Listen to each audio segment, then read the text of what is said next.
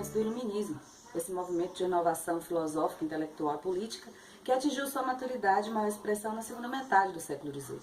Mas hoje, especificamente, nós vamos tratar de Montesquieu, ou o Barão de Montesquieu, como ele ficou conhecido, nascido em 1689 e que veio a falecer em 1755.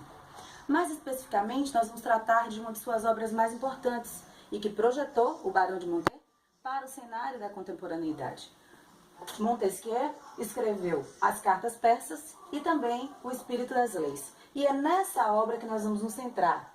Embora Cartas Persas tenha deixado Montesquieu numa posição extremamente confortável naquele período, pelo brilhantismo, pela utilização da ironia, pela crítica persuasiva ao Estado absolutista, é em O Espírito das Leis, em sua obra posterior, que Montesquieu demonstra exatamente o seu poder de persuasão e de convencimento e toda a crítica que elabora em relação aos estados absolutistas.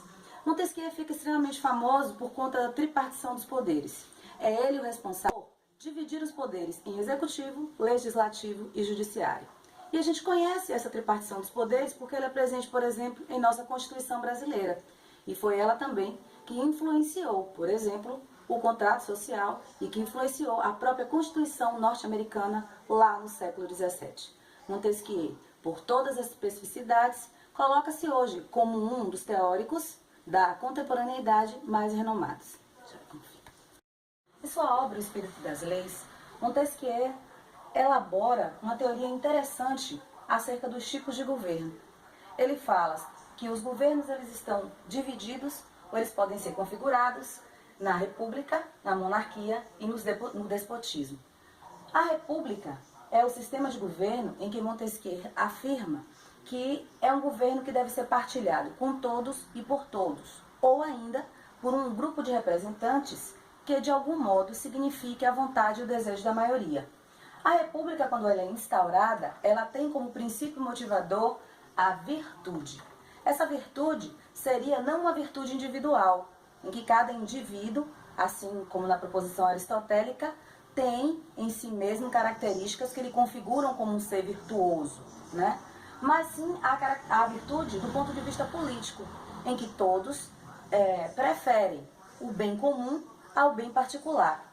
Quando essa virtude ela é motivadora, Montesquieu diz que a república tende a dar certo.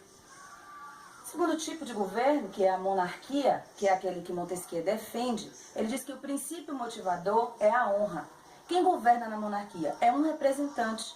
Só que esse representante, ou essa figura que lidera, ela está limitada por leis que sedimentam, né, que confirmam o poder desse monarca, mas que ao mesmo tempo limitam o poder desse monarca.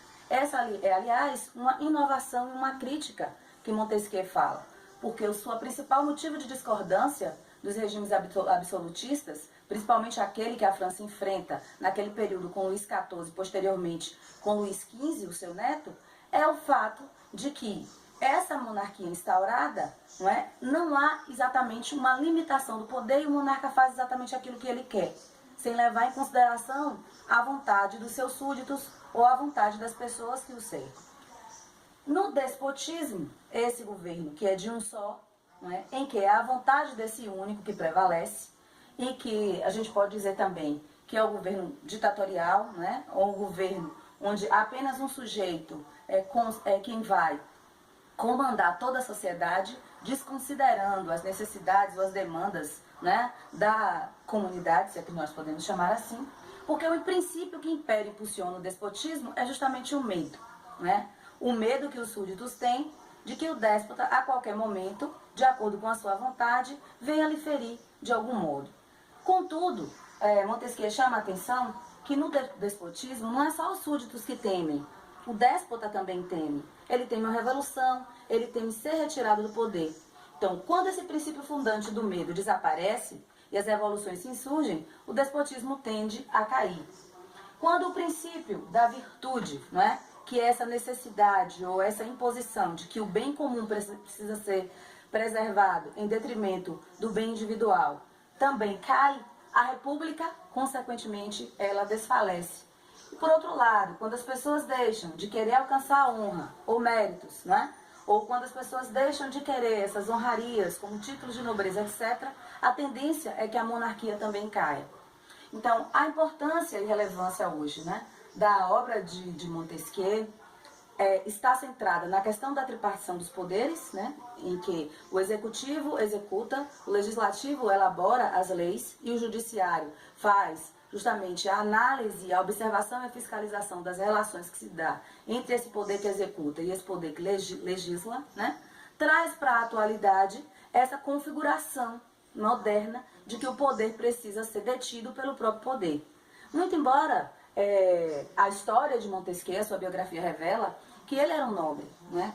Que ele é oriundo de uma nobreza. Ele vira barão por influência do seu tio, que é o barão de Montesquieu, e quando ele vem a falecer, ele deixa de ser o barão de Bordeaux, que era onde ele morava, onde ele tinha nascido, por influência de sua mãe, e passa a ser o barão de Montesquieu. Então, se nós dissermos que a perspectiva de Montesquieu, aí, nesse sentido, é defender as classes populares, nós estaríamos cometendo um equívoco histórico, que, na verdade, a perspectiva de Montesquieu é defender a aristocracia, de modo que o soberano na monarquia, ele não pode atingir diretamente os aristocratas, isto é, a nobreza, não é? Por quê? Porque ele vai estar limitado pelo poder judiciário. Por outro lado, ele também não pode ser atingido pela classe popular, pela plebe, não é? Ou pela classe dos comunas, já que lá ele propõe uma divisão entre a classe dos comuns e a classe dos nobres, porque ele também estaria limitado pelo poder judiciário e pelo próprio monarca, que representa aí o poder executivo. Então, uma tentativa de defesa pessoal, né, e da próprio sentido aristocrático, que faz com que Montesquieu também elabore, embora, trazido isto para a modernidade, terminou colaborando, né, para as sociedades que posteriormente se colocaram como republicanas, não é? Ou mesmo para as sociedades hoje que se colocam numa perspectiva democrática, muito embora a intenção do Montesquieu não tenha sido essa.